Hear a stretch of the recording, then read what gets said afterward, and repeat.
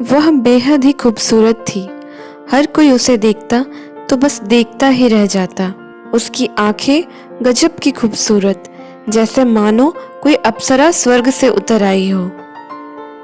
Hindi cinema जगत की सबसे खूबसूरत और बोल्ड एक्ट्रेस प्रवीण बाबी बॉलीवुड की पहली एक्ट्रेस थी जिन्हें टाइम मैगजीन पर फीचर किया गया।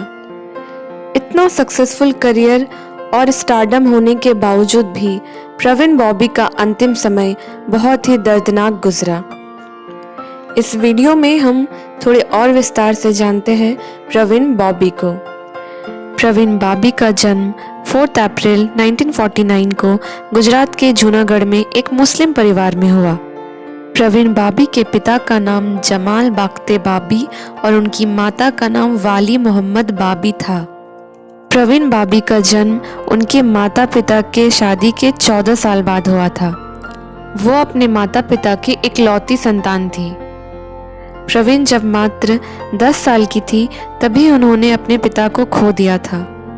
उनकी शुरुआती शिक्षा औरंगाबाद में हुई। बाद में उन्होंने सेंट जेवियर्स कॉलेज अहमदाबाद से अपनी आगे की पढ़ाई पूरी की।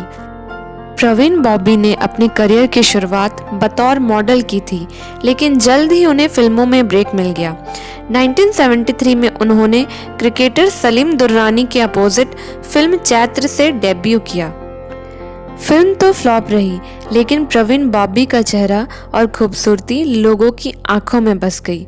हर कोई यह जानने को उत्सुक हो गया कि यह लड़की आखिर है कौन। शायद यही वजह रही कि फ्लॉप डेब्यू के बाद भी प्रवीण को ढेर सारी फिल्मों के ऑफर मिले।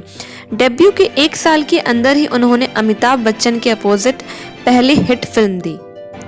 डेब्यू के 2-3 साल के अंदर ही उन्होंने इतनी ख्याति पाली कि वह टाइम मैगजीन के कवर पर फीचर हुई। टाइम मैगजीन के कवर पर नजर आने वाली वह बॉलीवुड की पहली स्टार रही।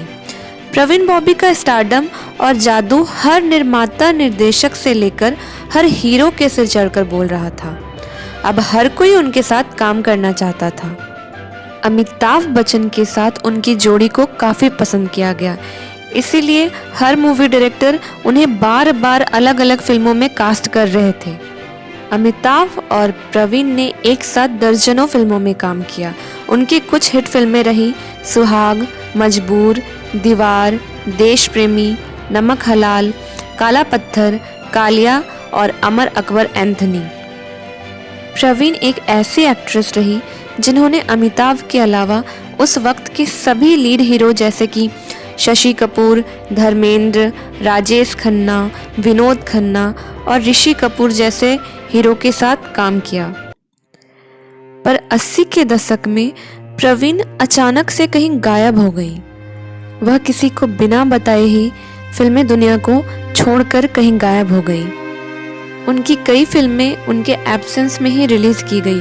बाद में ऐसा पता चला उन्होंने आध्यात्म के चक्कर में फिल्मी जगत को अलविदा कह दिया था और वो अमेरिका चली गई थी। 1984 में उनको एक बार न्यूयॉर्क के एयरपोर्ट पर रोका गया, जहां उनकी मानसिक हालत कुछ ठीक नहीं लग रही थी। अपनी पहचान पत्र वो एयरपोर्ट पर नहीं दिखा पाई थी। उसके बाद कुछ दिनों तक उन्हें मानसिक अस्पताल में रखा गया था। फिर 1989 में वो मुंबई वापस आ गई, लेकिन उस वक्त वो काफी बदल गई थी। उनका वजन काफी बढ़ गया था और उनका चेहरा पूरा बदल चुका था। प्रवीण को सिजोफ्रेनिया नामक एक बीमारी हो गई थी, जिससे उन्हें हर वक्त यह डर लगा रहता था कि कोई उनकी जान ले लेगा। वो हमेशा ऐसा कहती कि कोई उनकी जान ले लेगा, षड्यंत्र रचा जा रहा है उन्हें मारने के लिए। वो अपने खाने को हमेशा चेक किया करती थी। उन्हें डर लगा रहता था कि उनके खाने में कोई कुछ मिला देगा। प्रवीण के एक नहीं 3 चर्चित अफेयर्स रहे, लेकिन सबसे चर्चित अफेयर रहा उनका और महेश भट्ट का। ऐसा भी कहा जाता है कि फिल्म आशिकी महेश भट्ट और प्रवीण बॉबी की ही लव स्टोरी है।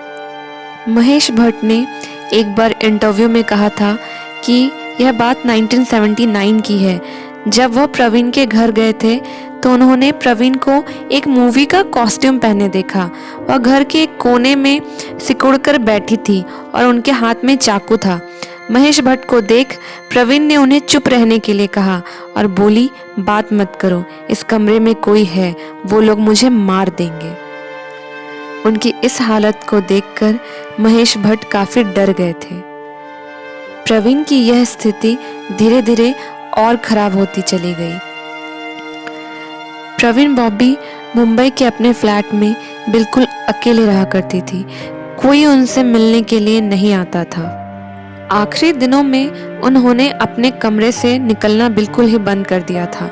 उनके खाने पीने और हर ज़रूरत के सामान वो बाहर से मंगवाया करती थी और देने वाले उसे उनके दरवाजे पर छोड़कर चले जाया करते थे। 20 जनवरी साल 2005 को वह अपने फ्लैट में मृत मिली तो किसी को कुछ पता ही नहीं चला।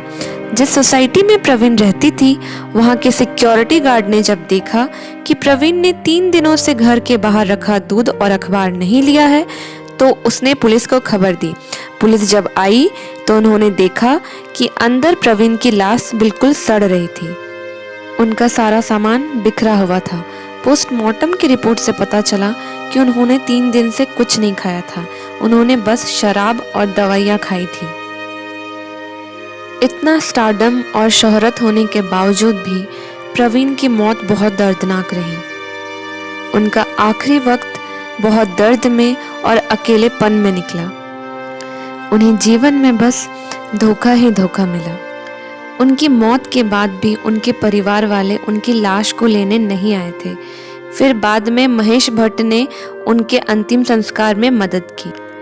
मरने के बाद अपने पीछे काफी संपत्ति छोड़कर चली गई थी प्रवीण बॉबी, और इसके बाद उनके बहुत सारे रिश्तेदार सामने आने लगे जो उनकी संपत्ति पर हक जताना चाहते थे। उनके मरने के वक्त कोई नहीं आया, पर संपत्ति का हिस्सा लेने के लिए इतने सारे रिश्तेदार पहुंच गए। बाद में ये विवाद बहुत ज्यादा बढ़ता गया और फिर महाराष्ट्र हाईकोर्ट वालों ने उनकी संपत्ति के 3 हिस्से कर दिए। उनके संपत्ति का 70% हिस्सा गरीबों को दे दिया गया और 20% हिस्सा उनके मामा को दे दिया गया और बाकी 10% हिस्सा ईसाई बच्चों के पढ़ाई। बॉलीवुड का यह ग्लैमर वर्ल्ड बाहर से जितना ही चकाचौंध और खूबसूरत लगता हो, पर इसके अंदर उतने ही काले और गहरे राज छिपे हुए हैं। ना जाने कितने लोग आए और चले गए। एक खूबसूरत अदाकारा मात्र 50 साल में इस दुनिया को अलविदा कहकर चली गई, पर उनके खूबसूरत गानों और फिल्मों ने अभी तक उन्हें हम सब के दिल में जिंदा करके रखा है। इसी के साथ अब मैं अपना वीडियो एंड करती हूँ। Thanks for watching.